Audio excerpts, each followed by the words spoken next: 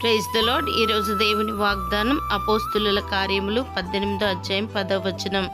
నేను నీకు తోడై ఉన్నాను, నీకు హాని చేయుటకు నీ మీదకి ఎవడును రాడు. ప్రియ దైవజనమా, నీ శత్రువులు నీకు హాని చేయవలనని నిన్ను హింసించుటకైనను నీ ప్రాణము తీయుటకైనను ఉద్దేశించిన ఎడల మీకంటే విస్తారమైన మీ శత్రువులను చూచినప్పుడు మీరు వారికి భయపడవద్దు. ఎందుకంటే నీ దేవుడు సర్వశక్తిమంతుడు.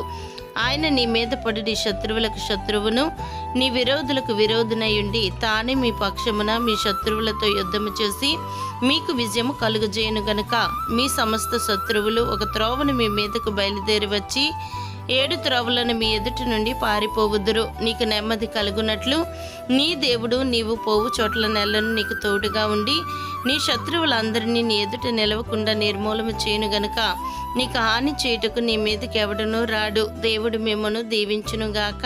ఆమెన్.